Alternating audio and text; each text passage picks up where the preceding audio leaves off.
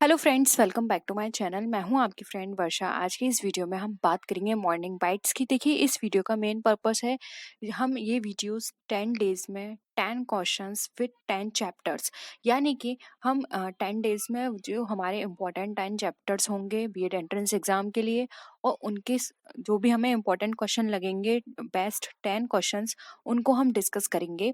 इससे क्या होगा, आपने वो क्वेश्चंस पहले भी कई बार पढ़ रखे होंगे, इससे आपका रिवीजन होगा और सारी चीज़ें आपको रिकॉल हो जाएंगी अगर आपने पहले से उन्हें पढ़ रखा है, या फिर अगर आपको थोड़ा थोड़ा उसके बारे में पता है। तो मेन पर्पस हमारा यही है कि मॉर्निंग में देखिए सबका माइंड फ्रेश होता है, तो अगर आप उनको रिवाइज करेंगे तो आपको एग्जाम टाइम में बहुत हेल्प मिलेगी।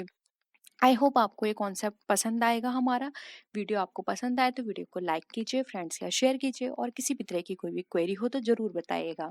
तो स्टार्ट करते हैं वीडियो को। कि व्यापारी का व्यापार प्रारंभ और समापन किसके द्वारा होता है। इंग्लिश में क्वेश्चन है, the commencement and termination of a merchant trade is, यानी कि कभी सोल ट्रेड मर्चेंट ट्रेड का कमेंसमेंट होता है, यानी उसको प्रारंभ करते हैं, और जब उसको हम टर्मिनेट करते हैं तो वो किसके द्वारा होगा। व्यापारी द्वारा, यानी कि ट्रेडर द्वारा, बाय नो रेजोल्यूशन यानी बिना अधिनियम द्वारा, बाय गवर्नमेंट यानी सरकार द्वारा, या बाय लॉ। तो बताइए फ्रेंड्स, क्या होगा इसका राइट आंसर।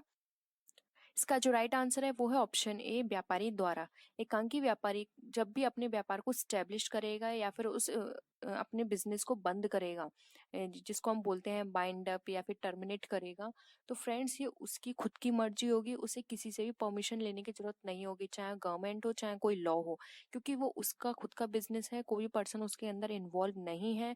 उसके सारे रिस्क, उसके सारे प्रॉफिट उसके ही हैं, तो सारे डिसीजंस भी वो खुद लेगा। उसका जब मन करेगा, जहां मन करेगा वो वहां पर उसको स्टैब्लिश कर सकता है, और उसको अगर मन करेगा कि वो इसको क्लोज कर दे, अपने बिजनेस को वो आगे कंटिन्यू नहीं कर पाएगा, तो कभी भी उसको क्लोज कर सकता है। नेक्स्ट क्वेश्चन है, एकांकी व्यापारी समस्त संपत्तियों को स्वामी होता है और सारा जोखिम उठाता है, यह कथन किसका है। यानी कि single trader is the owner of all assets and tackle all risk, this statement is given by. Options हैं एल एच हेने, चार्ल्स एस टिपेट्स, सी ऑप्शन है सी डब्ल्यू गेस्टनबर्ग, डी ऑप्शन है नन ऑफ द अबव। तो बताइए friends, ये किसने कहा था। तो ये जो स्टेटमेंट दिया गया था, ये दिया गया था सी डब्ल्यू गेस्टनबर्ग के द्वारा। फ्रेंड्स, इस तरह के स्टेटमेंट्स के भी क्वेश्चंस आपके में पूछे जा सकते हैं, तो कुछ इंपॉर्टेंट स्टेटमेंट्स हैं, तो आपको उसका रिवीजन जरूर करना है। नेक्स्ट क्वेश्चन है, एकांकी व्यापार का पंजीयन होता है। पंजीयन का मतलब फ्रेंड्स यहाँ रजिस्ट्रेशन से है, तो एकांकी व्यापार यानी सोल ट्रेड का रजिस्ट्रेशन किस तरह से होगा। अनिवार्य यानी जिसको मैंडेटरी बोलते हैं, सरकार द्वारा यानी गवर्नमेंट द्वारा, आवश्यक नेसेसरी, आवश्यक नहीं यानी नॉट नेसेसरी। तो बताइए फ्रेंड्स, क्या होगा। फ्रेंड्स का राइट आंसर है डी, सरकार जो सोल ट्रेड जो होते हैं उनका रजिस्ट्रेशन कराना आवश्यक नहीं होता है, क्योंकि वो खुद उसकी सारे चीज़ों को वेयर करेगा, चाहे प्रॉफिट हो चाहे लॉस हो, वो उसको खुद वेयर करने हैं, तो उसको पंजीयन कराने की जरूरत नहीं होती है। वो उसका खुद का बिजनेस है, कोई पर्सन उसके अंदर इन्वॉल्व नहीं है, इसलिए उसे किसी तरह की लीगल फॉर्मेलिटीज की भी जरूरत नहीं होती है। नेक्स्ट है, साझेदारी फर्म को चला सकता है, यानी कि पार्टनरशिप फर्म रन बाय ए सभी साझेदार यानी ऑल पार्टनर्स, वन और ऑल पार्टनर्स, सी ऑप्शन है एनी वन, डी ऑप्शन है नन ऑफ दीज। तो बताइए फ्रेंड्स, क्या होगा इसका राइट आंसर। इसका जो राइट आंसर है फ्रेंड्स वो है ऑप्शन बी, साझेदारी फॉर्म को कोई एक पार्टनर चला सकता है या सभी पार्टनर चला सकते हैं। ये उनकी म्यूचुअल अंडरस्टैंडिंग पर डिपेंड करता है कि उन लोगों ने अपने बीच में किस तरह का कॉन्ट्रैक्ट बनाया है, किस तरह की कंडीशंस लगाई हैं। तो कोई एक पर्सन या तो उस बिजनेस को चला सकता है, या फिर जितने भी पार्टनर्स हैं वो सारे उस बिजनेस को चला सकते हैं। अब हम नेक्स्ट क्वेश्चन पे मूव करते हैं। नेक्स्ट क्वेश्चन है हमारा, साझेदारी फॉर्म का पंजीयन कराना होता है, यानी कि पार्टनरशिप फॉर्म को रजिस्टर कराना क्या है। आवश्यक, मैंडेटरी, स्टैट्यूटरी या फिर इलीगल। फ्रेंड्स, यहाँ पे आप कंफ्यूज मत होइएगा, नेसेसरी और मैंडेटरी में बहुत डिफरेंस है। नेसेसरी का मतलब होता है कि आवश्यक है, यानी कि आपको जो भी बेनिफिट मिलेंगे तो इस पर्पज से आपको आवश्यक होता है कि आप करा लो। लेकिन मैंडेटरी में ये है कि आपको 100% गवर्नमेंट की ये प्रोविजन है कि आपको कराना ही है, अगर आप नहीं कराओगे तो आपका बिजनेस स्टार्ट नहीं होगा। तो मैंडेटरी और नेसेसरी में बहुत डिफरेंस है। तो फ्रेंड्स, ठीक से आंसर दीजिएगा, इसलिए मैंने इस दो ऑप्शंस को यहाँ पे इंक्लूड किया है, जिससे कि आप कंफ्यूज ना हो। तो बताइए इसका क्या आंसर होगा। इसका जो राइट आंसर है वो है ऑप्शन ए, आवश्यक। फ्रेंड्स, इसका पंजीयन कराना आवश्यक होता है लेकिन मैंडेटरी नहीं होता है। डिपेंड करता है कि वो कराता है या नहीं। अगर वो कराएगा तो कुछ बेनिफिट्स मिलते हैं गवर्नमेंट की तरफ से, लॉ की तरफ से, तो वो उसको लेने के लिए लायबल होगा। अगर वो उसको नहीं मिलेंगे, अगर वो नहीं कराता है, तो वो किसी बेनिफिट के लिए क्लेम नहीं कर सकता है। नेक्स्ट क्वेश्चन है, साझेदारी द्वारा अपने हित का हस्तांतरण किया जा सकता है, यानी कि a partner transfer their rights. एक पार्टनर अपने राइट्स को ट्रांसफर कर सकता है अपनी मर्जी से, सभी साझेदारों की स्वीकृति से, बहुमत से या सरकार की आज्ञा से। तो बताइए फ्रेंड्स, क्या होगा इसका राइट आंसर? इसका जो राइट आंसर है वो है ऑप्शन बी, सभी साझेदारों की स्वीकृति से। वो अभी अपनी मर्जी से कभी नहीं करा सकता, ना ही बहुमत से करा सकता कि ये सोचें कि मेजोरिटी मिल गई है और वो ट्रांसफर कर देगा, नहीं। अगर बिजनेस के अंदर, पार्टनरशिप बिजनेस के अंदर कोई एक पर्सन भी नहीं एग्री होता तो वहाँ पे वो अपने ट्रांसफर नहीं कर सकता।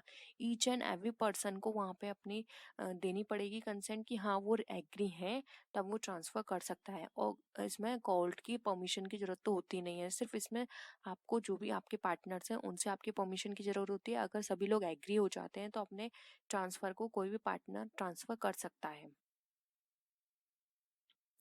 नेक्स्ट क्वेश्चन है, संयुक्त कंपनी में संचालकों को संयुक्त रूप से कहते हैं, यानी कि in the joint company the operators are jointly called committee, board, management या जॉइंट कंपनी। तो बताइए फ्रेंड्स, इसका क्या राइट आंसर है? राइट आंसर है इसका option B, board.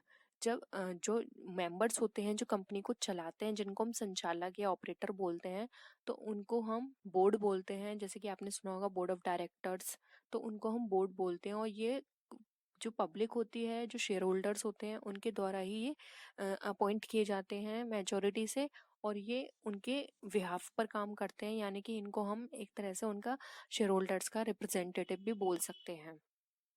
Next question है, एक पूंजी वाली कंपनी का अस्तित्व अपने सदस्यों से होता है, यानी कि the existence of a company, capital company comes from its members. Different होती है, एक ही होती है, कम होती है या अधिक होती है? तो फ्रेंड्स बताइए क्या होगा इसका राइट आंसर? इसका राइट आंसर है ए, डिफरेंट।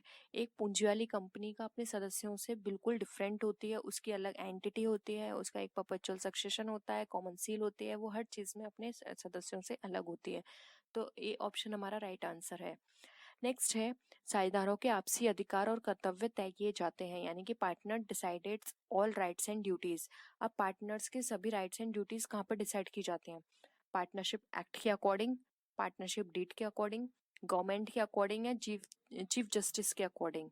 तो फ्रेंड्स, इसका जो राइट आंसर है वो है ऑप्शन बी, यानी कि पार्टनरशिप, जिसे हम साझेदारी संलेख भी बोलते हैं। हर पार्टनरशिप फर्म को एक पार्टनरशिप डीड बनानी होती है। अगर वहाँ पे पार्टनरशिप डीड नहीं होती है तो उनको टेबल ए फॉलो करनी होती है, जिसमें सभी चीज़ मेंशंस होती हैं।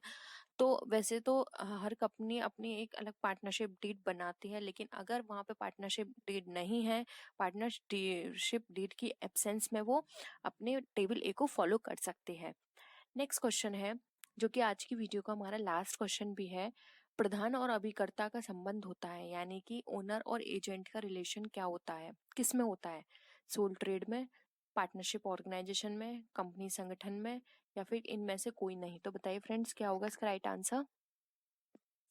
इसका जो राइट आंसर है वो है ऑप्शन बी, जो कि है साझेदारी संगठन। साझेदारी संगठन के अंदर पार्टनर, ओनर और एजेंट का रिलेशन होता है, जिसमें कि एजेंट जो होते हैं वो उनके पार्टनर्स कहलाते हैं और पार्टनरशिप फर्म ओनर की तरह काम करती है।